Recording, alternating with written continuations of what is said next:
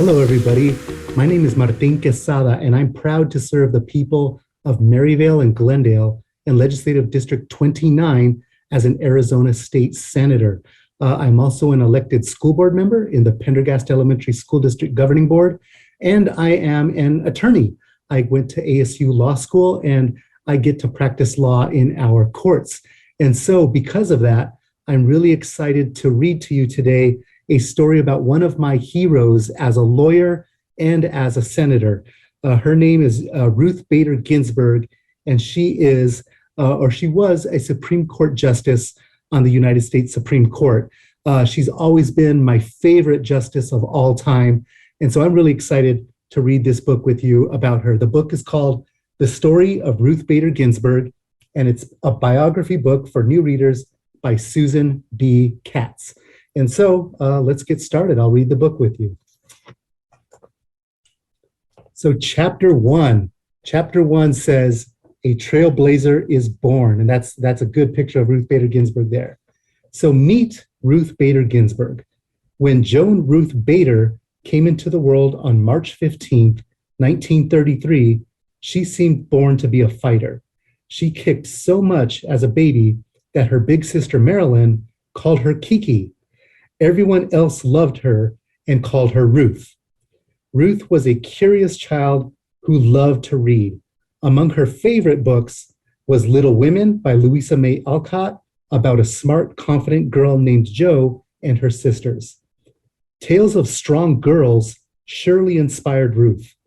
Maybe Ruth always knew that she had an important cause to fight for. Over the course of her life, she has been a trailblazer in American history. When she grew up, Ruth became the second woman ever to sit on the Supreme Court of the United States, the highest court that makes decisions for the whole country. Ruth has helped change many laws to make the United States more fair for women, and as a leader, lawyer, and judge, she fights for justice and for equal rights for all people. Every day, Ruth works hard to improve the world we live in. What changes has she made, and what inspired her to make them? Let's journey back in time and find out. So Ruth's America. Ruth was born in 1933 in Brooklyn, New York. At that time, boys could grow up to be doctors, lawyers, writers, or anything else that they wanted to be. But girls, they were expected to become wives and mothers. Women who worked outside the home had very few options for jobs. Careers like being a nurse, a teacher, or secretary were thought of as fitting for women, but most other jobs were off limits. Women who did have jobs were paid much less than men who were doing the same work. That wasn't the only unfair thing. Even though the first presidential election in the United States took place in 1789, women weren't allowed to vote until 1920, more than 130 years later. So during this time, there was also a lot of anti-Semitism in the world. Anti-Semitism is the hatred or unfair treatment of Jewish people. Because Ruth's family was Jewish, they experienced anti-Semitism often. Once, on a road trip from New York to Pennsylvania, Ruth and her family drove past a sign that read, "No dogs or Jews allowed." Some children on Ruth Street wouldn't invite Jewish kids like Ruth over to their houses. Their mothers told them Jewish people brought bad luck. And here's a little picture of her in her car and that sign. So as terrible as that was, anti-Semitism was much worse in Europe, where Ruth's family was from. Ruth's parents and grandparents were immigrants who came to the United States searching for a safer place to live and work. By 1941, Ruth was 8 years old, and things in Europe had gotten so horrible that a war had broken out. American soldiers were sent overseas to join the fighting in World War II against Adolf Hitler, the evil leader of the Nazis in Germany, and Germany's partners, Japan and Italy. After 4 long years, on May 8th, 1945, Ruth watched as all of New York City danced in the streets to celebrate the victory of America and its partners in the end of the war. Life was better after the war, but some things hadn't changed. There was still anti-Semitism, and women continued to be treated unfairly. Ruth's mom, however, believed that girls could and should study and work hard like boys. This early encouragement from her mother inspired her. Ruth would soon find that studying and working hard could change her entire life. So chapter 2, and these are Ruth's early years. That's Ruth there, studying from a book. Chapter 2, growing up in Brooklyn. Joan Ruth Bader started kindergarten in 1938. There were so many other kids in her class named Joan that she went by her middle name, Ruth, instead. Ruth loved to read. Her mother, Celia, took her to the public library every Friday after school. Handwriting was harder for Ruth. She was left-handed, and at the time, teachers made all children write with their right hands. This frustrated Ruth to the point of tears. She even got a D in handwriting. After that, she vowed to write only with her left hand. From a very young age, Ruth fought against even the smallest injustices. Reading is the key that opens doors to many good things in life. Reading shaped my dreams, and more reading helped me make my dreams come true. And that is a quote from Ruth Bader Ginsburg, if you can see that. Ruth also didn't think it was fair that girls had to take sewing and cooking while boys took workshop. She wished that she could have as many choices and opportunities as the boys had at school. So despite her D in handwriting, Ruth was always good with words. She wrote for her middle school newspaper. She was such a strong student that she was even chosen to speak at her high school graduation. Sadly, her mother became very ill with a disease called cancer, and she died just before Ruth graduated. So Ruth didn't go to her graduation. She stayed at home with her father instead. Now blazing into higher education, Ruth knew that her mother had wanted her to attend college. So just a few months after her mother's death in 1950, Ruth started at Cornell University. She was such a strong student that Cornell offered her a scholarship, which means that they give her money to help pay for her schooling. At Cornell, Ruth's life changed forever. She met a professor named Robert E. Cushman, who taught her about the country's founding document, the Constitution of the United States. And that's a picture of Ruth in class at Cornell University. He taught her that the law could help make the world a better place. Ruth also met Martin Ginsburg during her first year in college. He was 1 year ahead of her in school. Ruth remembers that he was the first man interested in her for her intelligence. They became friends first and then dated. 4 years later, Marty and Ruth got married. Ruth changed her name to Ruth Bader Ginsburg. She's sometimes called RBG for short. And that's a picture of Ruth with her diploma. That same year, Ruth graduated from Cornell at the top of her class with honors. In fact, she was such an incredible student that she was accepted into Harvard Law School in Massachusetts, which is one of the best law schools in the country. RBG was going to become a lawyer. Chapter 3, a woman in a man's world. A big surprise. Ruth was excited to begin Harvard Law School. Her husband, Marty, had already completed his first year there. Then they got some hard news. A war had broken out in the country of Korea. America needed more soldiers to help fight. So in 1954, Marty had to take a break from law school to join the Army. The Army needed Marty to go to Oklahoma, so he and Ruth moved across the country. Ruth looked for a job there, but most companies would not hire women for the jobs that she wanted. This was one form of discrimination or unfair treatment for a certain group of people. In this case, Ruth was treated unfairly because she was a woman. Finally, Ruth found a job. Soon after, she became pregnant with her first child. When her company discovered that she was pregnant, they forced her to take a lower position that paid less money. But then she got back on track at Harvard. Ruth and Marty's first child, Jane, was born in 1955. A year after that, Ruth finally got to go to Harvard Law School. In her class, there were more than 500 men and only 9 women. One of the heads of the law school invited the 9 female students to dinner. He asked each of them, "Why are you here, taking the place of a man?"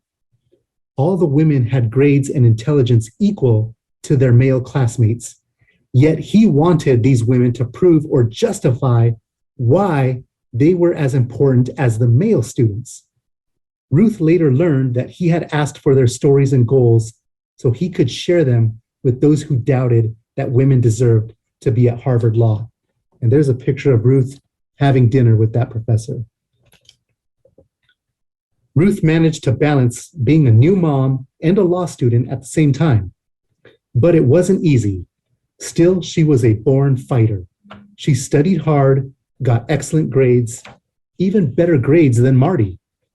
She was chosen to be on the Harvard Law Review, which is a special law newspaper that only accepts the top students. In 1958, during his final year of law school, Marty became very sick with cancer.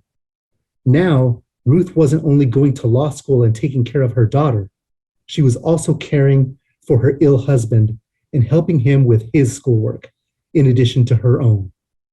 Luckily, Marty got well. After he graduated, he was offered a job as a lawyer in New York City.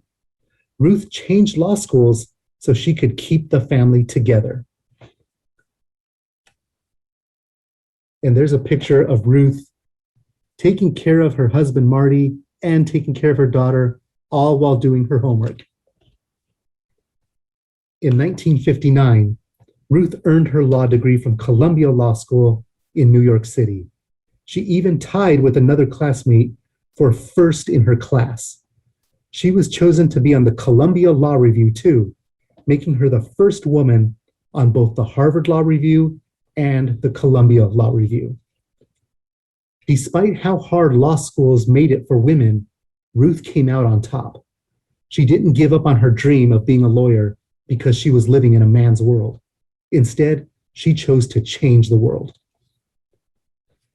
So chapter 4 is fighting for equality. The unemployable RBG. Even though Ruth was one of the best students at 2 of the top law schools in the country, it was still almost impossible for her to find a job. Most employers didn't want to hire women, and they especially didn't want to hire mothers. One of the professors from Columbia Law School, Gerald Gunther, called every judge in town to tell them about Ruth, but nobody would hire a woman with a 4-year-old daughter. Her grades were excellent, but judges worried that she would be too busy taking care of her child to work hard. Finally, Professor Gunther found someone to give Ruth a chance. He reached out to Judge Edmund Palmieri and begged him to hire Ruth as his clerk. In fact, Professor Gunther vowed to never send another Columbia student to clerk for Judge Palmieri if he didn't hire her. Judge Palmieri agreed to give Ruth the job, but Professor Gunther had to promise that if she didn't work out, he would find Judge Palmieri a male clerk. Professor Gunther agreed. Thankfully, he never needed to replace Ruth. She worked hard for Judge Palmieri and did such a great job that she kept the position for 2 years. During that time, she learned just how important a judge's decisions can be. Abroad in Sweden. After working for Judge Palmieri, Ruth traveled to Sweden in 1962 to research how courts work in other countries. She had learned Swedish the previous year. Later, she and a Swedish judge wrote a book about her work there. She even translated Sweden's judicial code or laws of the land into English. Ruth was inspired by how well women were treated in Sweden. She learned that Swedish women made up 20 to 25% of law students. One female judge she met in Sweden was 8 months pregnant and was allowed to keep working as long as she wanted. Ruth's time in Sweden showed her it was possible for women to have more equal rights than they were given in the United States. The wheels in her head began to turn.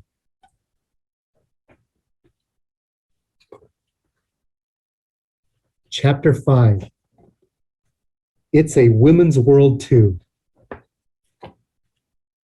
Professor Ginsburg. After her work studying Swedish law, Ruth got a job as a law professor at Rutgers University in New Jersey. Finally, Ruth was getting opportunities that only men had been getting for hundreds of years. Ruth knew that Rutgers was paying her less money than male professors that were doing her exact same job, but she also knew that she couldn't say no to the offer. The university tried to justify its actions, saying she was paid less because her husband had a job too. Ruth did not think this answer was fair. When Ruth started teaching at Rutgers in 1963, she was one of only 20 female law professors in the whole country. While teaching there, she became pregnant with her second child. Once again, Ruth tried to hide her pregnancy for fear of being fired. In 1965, she and Marty welcomed their son James into the world. There's a picture of their family there. In 1971, a group of female professors, including Ruth, filed a federal lawsuit against Rutgers for discriminating against women. They took the university to court and they won. Rutgers was told it had to change the amounts it paid to women to match the amounts it paid to men for the same work. Things were starting to change for the better. Taking a stand. In the 1960s, the American Civil Liberties Union, the ACLU, an organization that fights for human rights of all kinds, was hearing from many women and girls who were being treated unfairly. For example, an employee at a school was told to leave work without getting paid while she was pregnant. A female worker at a company was told she couldn't have health insurance because it was only for men. Also, a summer engineering program for sixth graders only allowed boys to sign up. The ACLU asked Ruth to argue these cases in court for them because she was such a great lawyer. She proudly fought for these women and the girls, and she won. Ruth helped lead the women's rights and social justice movements in America. By 1971, Rutgers Law School had the second highest number of female students in the country. Ruth was inspiring other women to become lawyers just like her.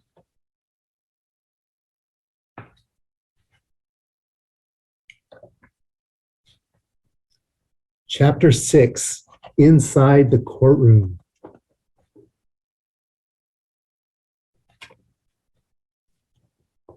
Counsel for the American Civil Liberties Union.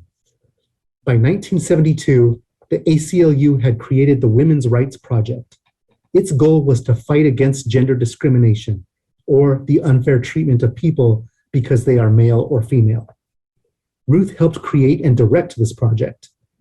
In her role at the ACLU, Ruth argued 6 cases before the Supreme Court of the United States, and she won 5 of them. One case was about a man whose mother was sick. If he had been a woman, the government would have given him money to help take care of his mother. But because he was a man, the law said he was on his own. Ruth argued that this discriminated against him because he was a male, and she won.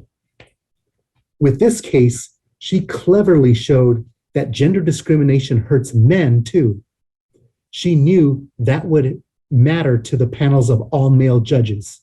She also knew that it would help her argue gender discrimination cases for women later on. At the same time, Ruth became a professor at Columbia Law School. She was the first woman to be hired with tenure there, which meant she could work there for as long as she wanted. She also helped write the first legal textbook on gender discrimination. The U.S. District Court of Appeals.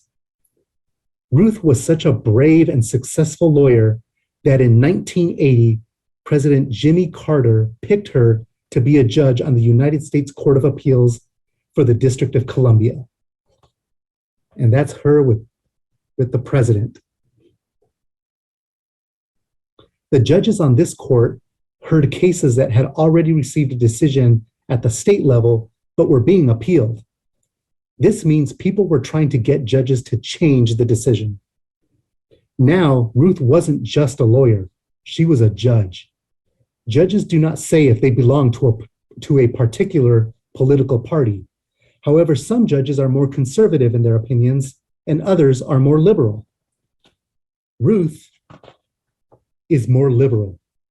That means she often believes in more help and control from the United States government.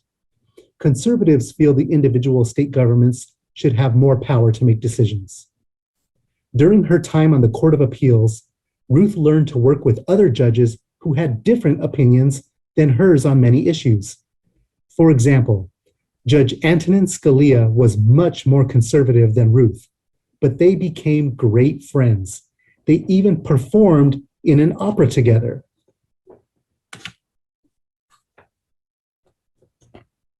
That's them in the opera together.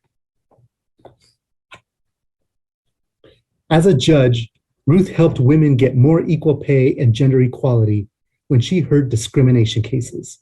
She also learned that an important part of her job was expressing dissent or an opposing opinion. Chapter 7, Justice Ruth Ginsburg.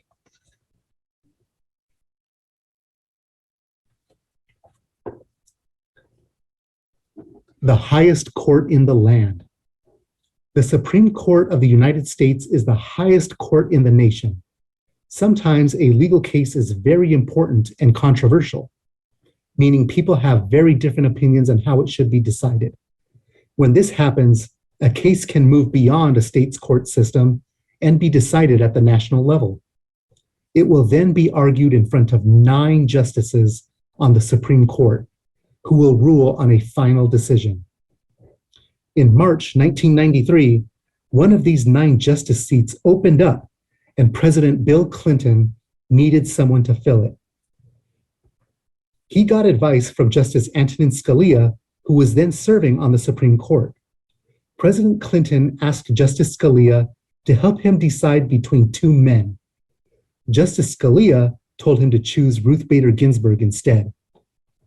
President Clinton interviewed Ruth at the White House. He was so impressed by her that he asked her to join the Supreme Court. So Ruth is no longer simply Kiki or RBG. She's now Justice Ginsburg. She became the second woman ever to sit on the Supreme Court, and she is the first Jewish woman to take on this role.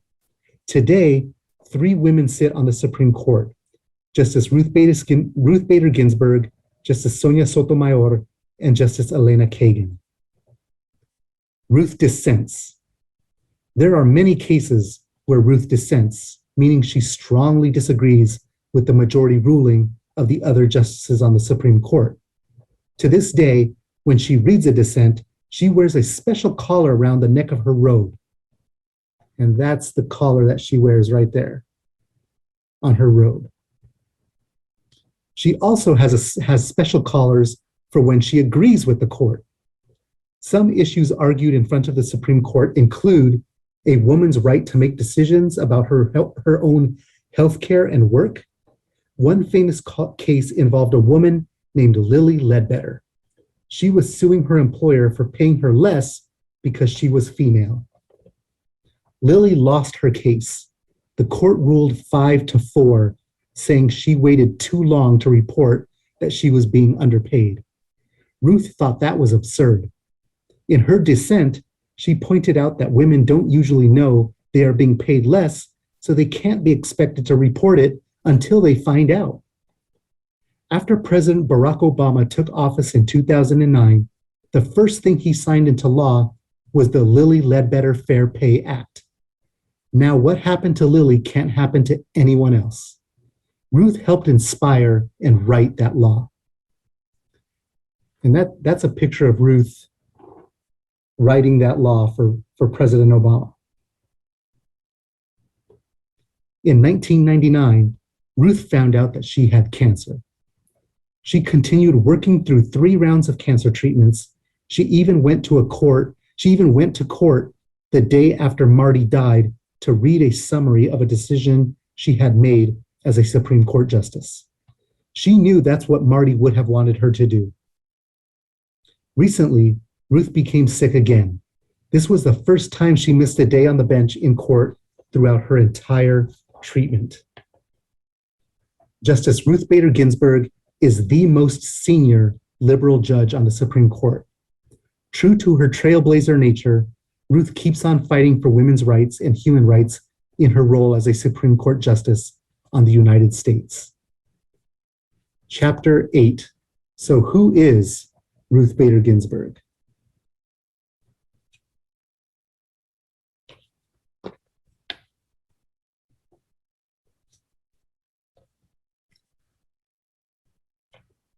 So now that you've learned who Ruth Bader Ginsburg is, this book also has a quiz at the end of the book that you can take. So I urge you all to buy this book and take the quiz so that you can learn all about who Ruth Bader Ginsburg is. She's one of my favorite Supreme Court justices ever. She's one of my favorite lawyers ever. And I was really happy to share this book with you here today.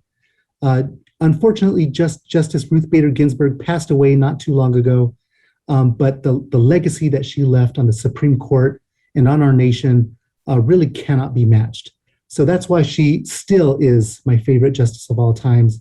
And I'm happy that I got to share this book with you here today.